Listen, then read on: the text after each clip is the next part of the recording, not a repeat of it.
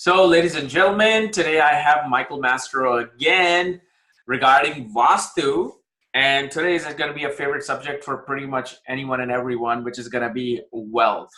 We all want it, we all need it to survive, especially having families. So, we're glad Michael is here again. Thank you, Kapiel. It's my honor to always be on your program. I really respect that you bring Jyotish in a fun way as a guide to wealth and happiness, and not gloom and doom like a lot of people. And I want to do the same for Vastu, which is Jyotish's sister science. There's a lot of people out there. Oh, they tell you your house is terrible, you should move, and it's just not the truth. So we want to dispel all those today. So really, three things affect your wealth. And as you know, Lakshmi represents many, many kinds of wealth. It doesn't have to be money. It can be knowledge. It can be happiness. It can be love. It can be, it can be property and cars and things like that as well. But it represents many, many types of abundance. But three things really affect it. And one is, you've talked a lot about it, your self-efforts and your attitude. Like if you come from lack, you attract lack. If you're grateful for what you have, you attract more of that. So really makes a huge difference. And you can't just sit back and let it come to you. You have to make your efforts. You have to have a strong intention. Sankalpa is what it's called in Sanskrit. When you have strong intention, then things manifest. Second thing really affects us is our environment, and that's where Vastu comes in. There's many, many things in your house or your office or your business that can block that wealth or create stress that affects how the money flows in your life. And then the third thing is your chart, which you talk about all the time. There's many things in your chart that affect our destiny and our wealth, and different points, different dasha periods, different transits, all of those have a big, big effect. So I'm just going to kind of go through. This could be a floor plan of your home or office with the northeast area and the northwest area, the southwest area, and the southeast area. And there are things that you can do to support the five elements or the four elements in these different directions. Northeast is associated with your water element and growth in your life, growth of wealth and growth of spirituality. And so anything you can do to support that water element by adding like a fountain, it could be just a little bubbler, a little tabletop fountain. It doesn't have to be some grand, huge thing. Although if you want to do that, you can as well. But yeah, adding some water, moving water there really, really will help. And then there are certain plants that are associated with the Northeast, like jade, for example, is considered one of the money plants. There are more than one.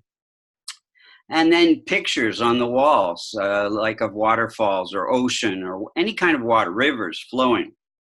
All of those things will enhance and support that water element in your environment. And so that Northeast is about your income. Northwest is about relationships with income, your personal relationship with money. A lot of us have a complicated relationship, and the people in your life that are associated with your money relationships, your banker, your broker, different type of people that you do business with. So adding chimes there, that's the air element, will stimulate that northwest air element, and also colors like light blue. Now we're going to go into colors for specific rising signs that could affect the wealth as well, but these are just general for the directions. So air is associated with light blue. And so sky scenes, pictures, paintings of sky, clouds, that'll support the air element. Jasmine plants bring fragrance and to that air element. So all of those are some things you can do. Southwest has to do with how we support ourselves, our career in one sense, and that's how we bring money into our life. But also it can affect our expenses and the stability of our wealth. And so all the positive prosperity comes in through the northeast, and then it moves around, splits, and settles in the southwest. So we want some plants to ground that energy there, and terracotta, earth tone accent colors, and pictures of mountains will also support that earth element in the southwest, and reduce the expenses and create stability. And later on, we're going to talk about if you have windows or doors in the southwest or mirrors, what happens. Some of that prosperity will leak out and become expenses. And you can interrupt me at any time, Kapiel. Yeah, go ahead. Yeah. So, and southeast is the fire element, and adding like a Himalayan salt lamp there, or rose accent colors, pictures of desert scenes, the Sierra Nevada mountains. Aloe plants are good for that area. Southeast, the fire element affects our prosperity in the way that, just an example, let's say you're a realtor and you make a deal, you sell a house, but it doesn't go through. So the transactions are started, but they don't complete without that fire element being in balance. So and anything you can do to stimulate the fire element is really helpful. And can they be applied instead of just the entire house individually, room by room, or no?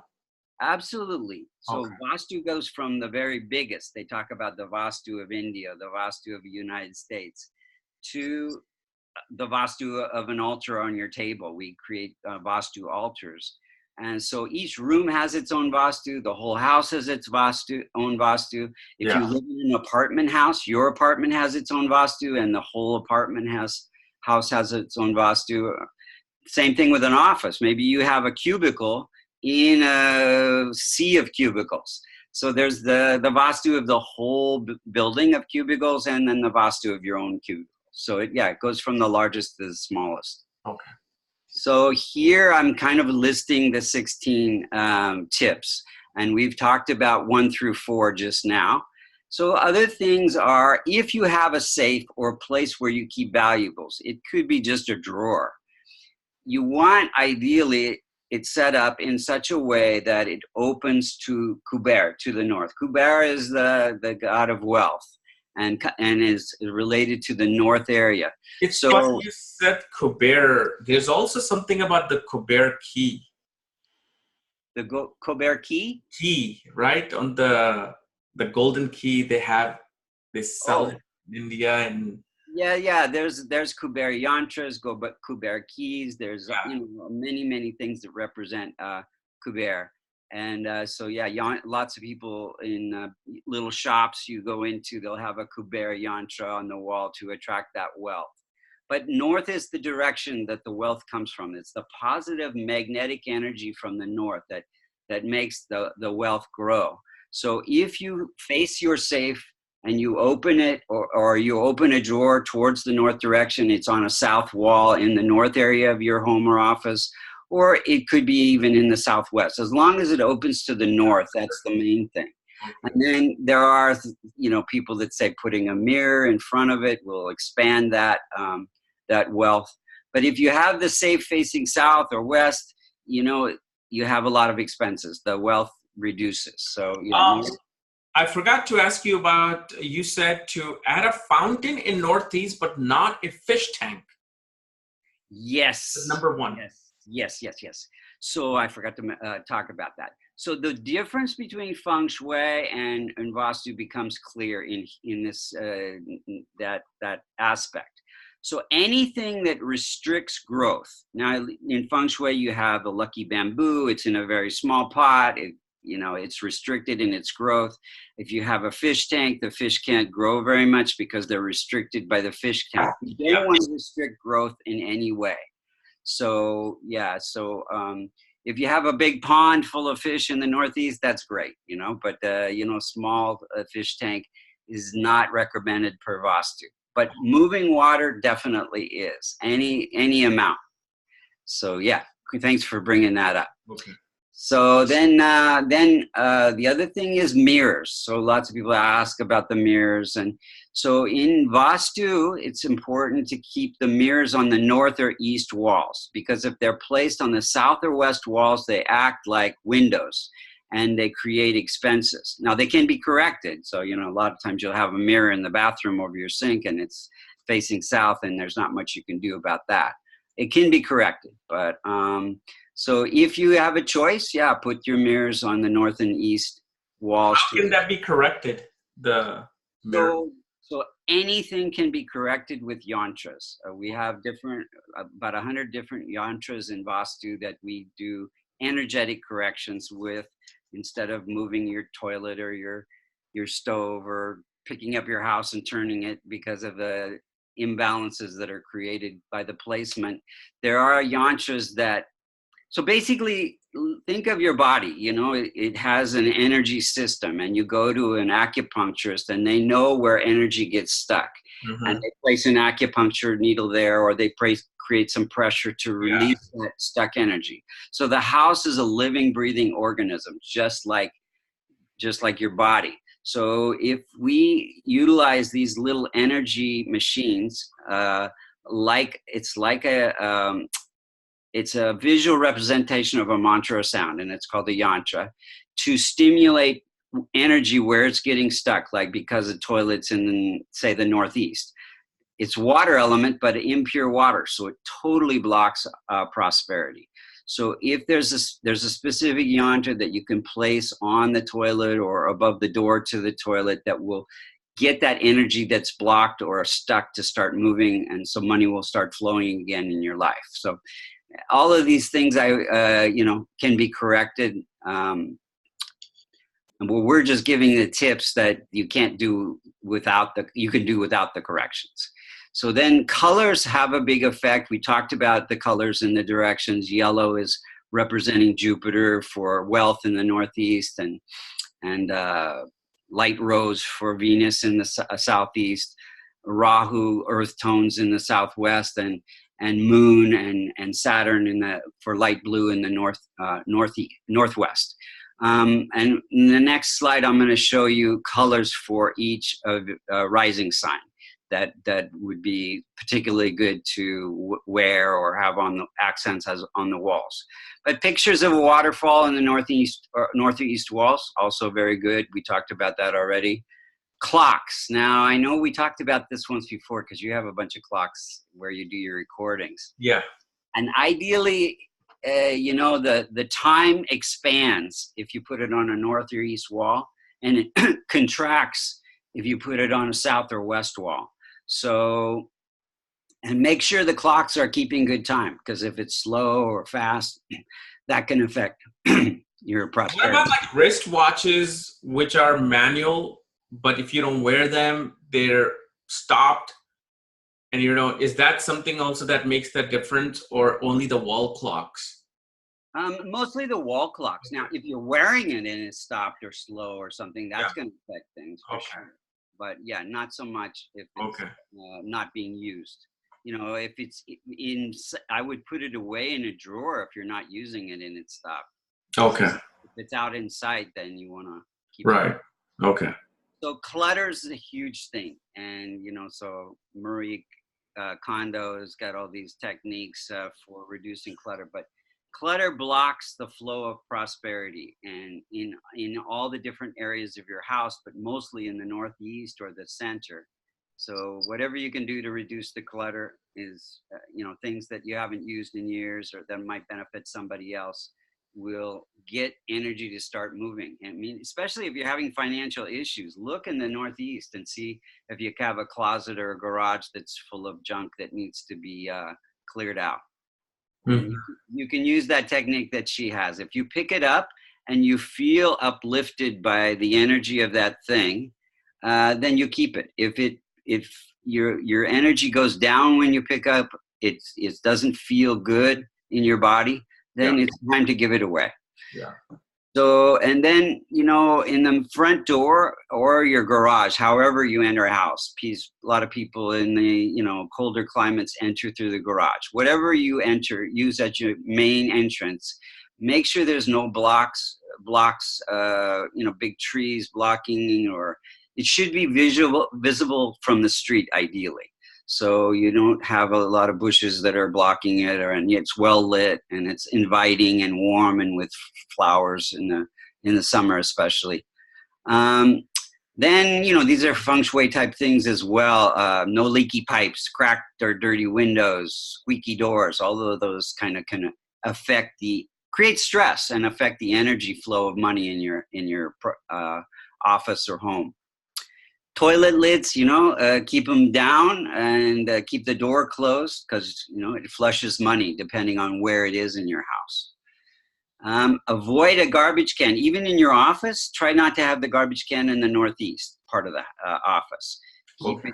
Keep it in the northwest, any direction, but northeast is good, but particularly northwest is the ideal choice if you can. Okay. Let's see. And then northwest. So northwest is the best place for garbage. Yes, northwest in Vastu is associated with in the olden times, if you look at Mohenjo-daro, which is the first Vastu civilization, 5,000 years BC, they would have the pets and the animals in the northwest area. So northwest is air, so it takes the pollution out. So it's a good place for toilets, it's a good place for garbage, etc., like that.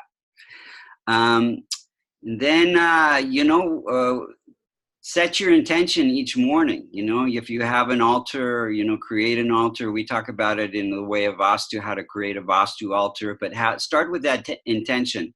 I'm grateful for money flowing in my life. That can change your relationship with money instead of feeling lack or feeling I don't have what I need and all that. Really, really important part. And Vastu talks about Sankalpa, which is that setting intention. And the other thing is we want to align our physical body and our building with the forces of nature. So positive magnetic energy comes from the north. That's what's feeding our prosperity. So face north when you're working with money, like paying your bills, or, if you have a store or a shop. One of your clients actually has a place, a liquor store in Houston, and he contacted me, and so we talked about facing certain directions. And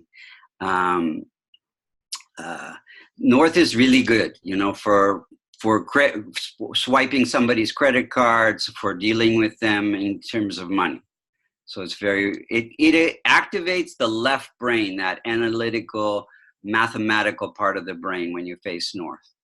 So the other thing is, there's some things that we cannot correct, like, toilets in the wrong place, etc. And that's good to get a Vastu consult. So let me just talk about really quickly about colors. And these also can go for the gems that are associated with the planet that we want to strengthen in our chart. So each rising sign, if you look at the chart, if you have a multicona sign, 1, 4, 5, 6, 7, 9, and 11 in the second house of wealth, then the ruler of that sign, that you want to strengthen that ruler, that planet, ruling planet. So, having accents of blue, wearing something blue, having blue sheets for an Aries, it would be good, because Saturn has to do it. Now, if there's no multicona sign in the second house, then you go to the 11th house, the income house. So if there's a multicona sign there, then you want to take that ruling planet and add those accent colors associated with that planet.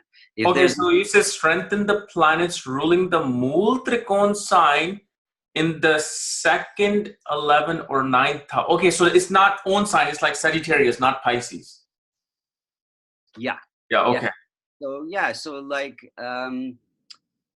So for Virgo, it would be Venus, having to do, and these are the associated with the planet. So, and if there's no multicona sign in the second or the 11th, then you move to the 9th house, the house of good fortune. So whoever rules that. But multicona signs have the biggest influence, in my opinion, in your chart. So if any of those multicona signs and the ruler of that sign in those houses, then use those colors to strengthen, and avoid the colors that represent loss in those charts. So for Aries, it would be blue. You want to have the accents of blue, but avoid the green. Same thing for Libra. Green represents loss in that chart. So you want to avoid the green. Wouldn't the Aries loss would be more yellow because the 12th house of loss is Jupiter? Or how is this loss is coming about versus the gain? Yes. So Aries, the Mercury is a malefic, right? Yeah. Yeah. So also, you're looking at the trick lord relationships versus yes. the friendly loss relationship. Yes. Okay. Yes. More the functional malefics that represent 6th, 8th, or 12th house. Okay. They're the ones. So in Aries, Mercury's in what? The 6th house, is it? Yeah. So that's debts and enemies and health issues and things that can represent loss. And I think there's no Multicona sign in the 12th house, so that would be the first house you might look at. But any of those Dushtana houses, 6th, 8th, or 12th, where you have a Multicona sign, they would represent some kind of loss in your house. So these are the colors represented by that. And another way you could do this is you could wear a locket called the kavash, a protective shield that contains the benefic planets that you want to strengthen in your chart. Or you could have the yantras on the walls, or you could, so there are many ways to do this, but this is wearable Vastu, the kavash. Okay.